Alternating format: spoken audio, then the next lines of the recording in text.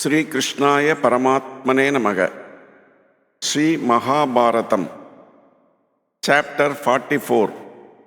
Virtue Vindicated. Yudhishthira put on the garb of a sannyasin. Arjuna transformed himself into a eunuch. Others also disguised themselves. But no disguise could take away their natural charm, grace, and nobility of appearance. When they went to King Virata seeking service, they seemed to him born to command and rule rather than to serve. He hesitated at first to engage them in service, but yielding to their urgent solicitations, he finally appointed them to the places they sought of him. Yudhishthira became the king's companion and spent his days in playing dice with him. Bhima worked as the chief of the cooks. He also entertained the king by wrestling with the reputed men of might who came to the court and by controlling wild animals. Arjuna assumed the name of Brihannala and taught dancing, singing, and instrumental music to Princess Uttara, the daughter of Virata, and the ladies. Nakula looked after the horses and Sahadeva looked after the cows and the bulls. The Princess Draupadi, who, if fate had been less cruel, should herself have been served by many maids, had now to pass her days in serving Sudeshna, Virata's queen. She lived in the inner apartments of the palace as maid and companion, engaging herself in uncongenial tasks. Kichaka, the brother of Sudeshna, was the commander-in-chief of Virata's army, and it was to him that the old king Virata owed his power and prestige. Kichaka wielded such vast influence that people used to say that Kichaka was the real king of the Matsya country and old Virata king only in name. Kichaka was inordinately vain of his strength and his influence over the king. He was so smitten with Draupadi's beauty that he conceived an uncontrollable passion for her. And he was so sure of his own attractions and power that it never occurred to him that she, though a mere maidservant, could resist his will. He made amorous overtures to her, which greatly vexed her. Draupadi was too shy to speak of this to Sudeshna or to others. She gave out that her husbands were Gandharvas who would mysteriously kill those who tried to dishonor her. Her good conduct and lustre made everyone believe in her story about the Gandharvas.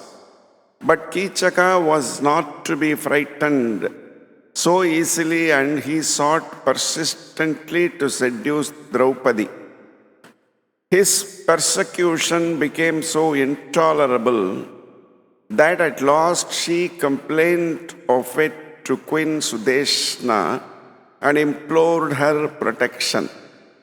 Kichaka, of course, had greater influence over his sister and he shamelessly confided to her his unlawful passion for her maid and sought her aid to compass his wish. He represented himself as dying of desire. I am so full of torment, he said, that from the time I met your maid, I do not get any sleep or rest. You must save my life by managing somehow to make her receive my advances favorably. The queen tried to dissuade him, but Kichaka would not listen. And finally, Sudeshna yielded. Both of them decided upon a plan to entrap Draupadi.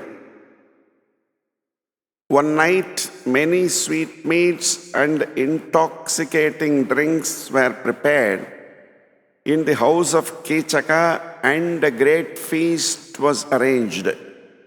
Sudeshna called Sairandri to her side and handing her a beautiful golden jug, bade her go and bring her a jug of wine from Kichaka's house. Draupadi hesitated to go to the house of the infatuated Kichaka at that hour and begged hard that someone else of her many attendants might be sent. But Sudeshna did not listen. She pretended to be angry and said sharply, "Go, you must. I cannot send anyone else." And poor Draupadi had to obey. Draupadi's fears were justified.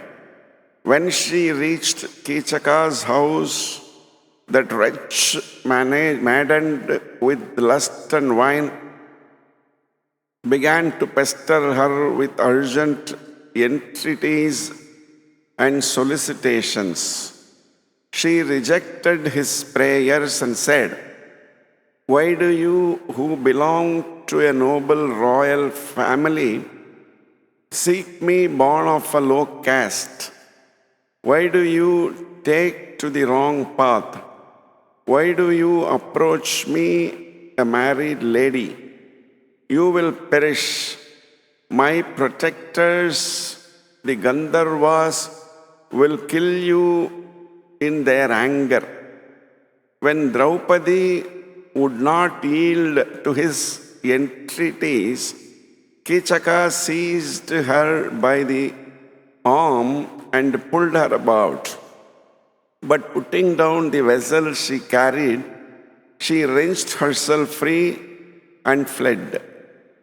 Hotly pursued by the maddened Kichaka, she fled to the court, wailing loudly. But even there, intoxicated not only with wine but even more by his power and influence, Kichaka followed her and kicked her in the presence of all with abusive words. Everyone was afraid of the all-powerful commander-in-chief, and no one was bold enough to oppose him. Draupadi could not bear the sorrow and anger she felt at that thought of her helplessness under the intolerable insult offered to her. Her deep distress made her forget the danger that would befall the Pandavas if they were discovered prematurely. She went that night to Bhima and, waking him up, gave vent to her agonized sense of wrong.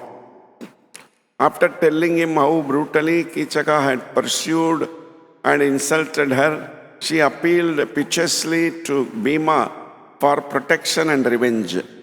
She said in a voice choked with sobs,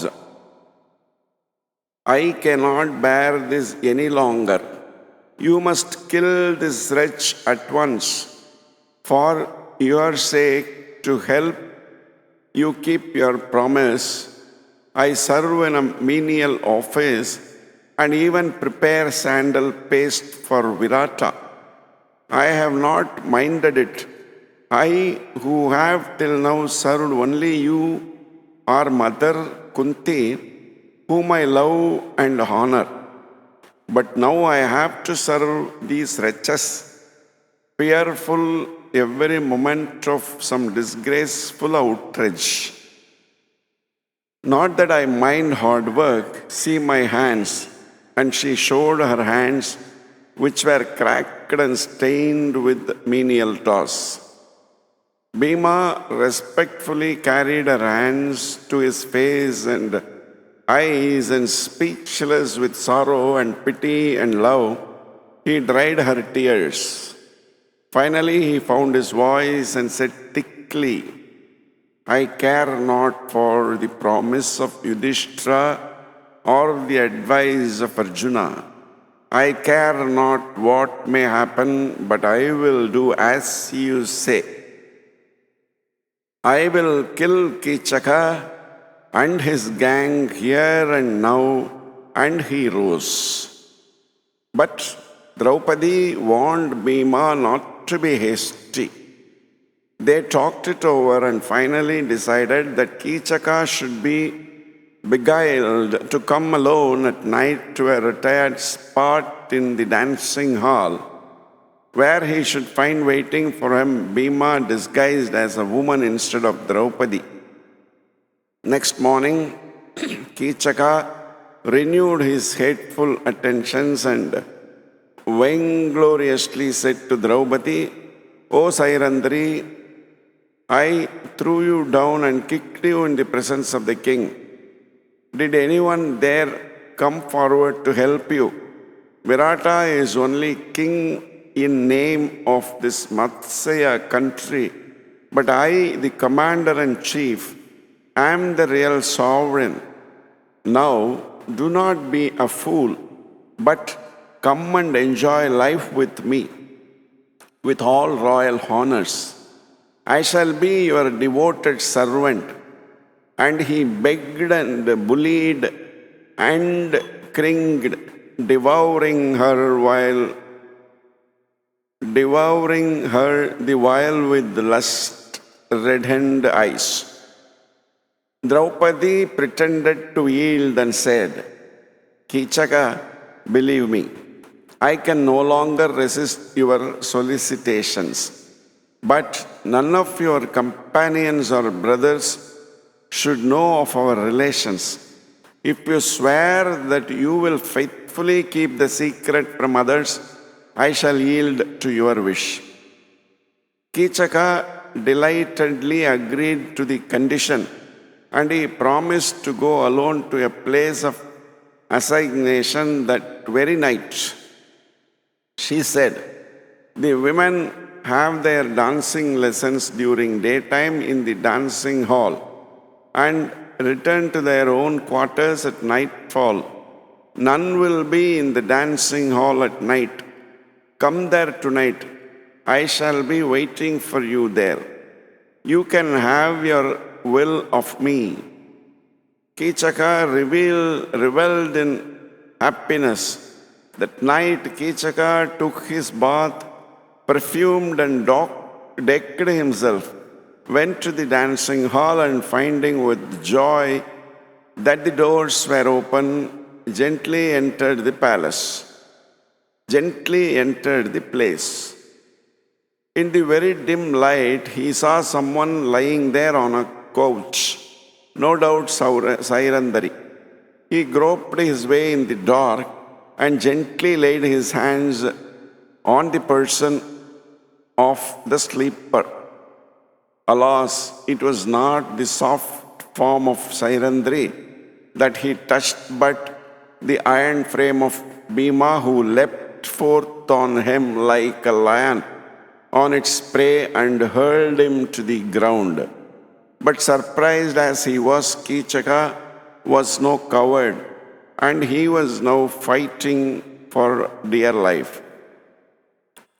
Grimly they wrestled, Kichaka no doubt thinking he had to do with one of the Gandharva husbands.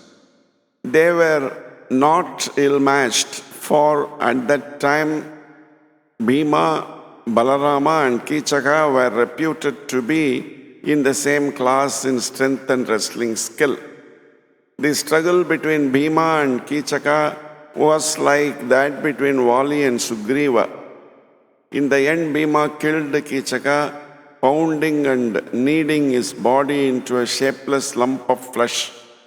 Then he gave the glad news of Kichaka's punishment to Draupadi and went in haste to his kitchen, bathed, rubbed sandal paste over his body, and slept with satisfaction. Draupadi awoke the guards of the court and said to them, Kichaka came to molest me, but as I had warned him, the Gandharvas, my husbands, made short work of him. Your commander-in-chief, who fell a prey to lust, has been killed. Look at him. And she showed them the corpse of Kichaka, which had been reduced to such a shapeless mass that it had no human semblance. This completes the chapter 44. Om Namo Bhagavate Vasudevaya.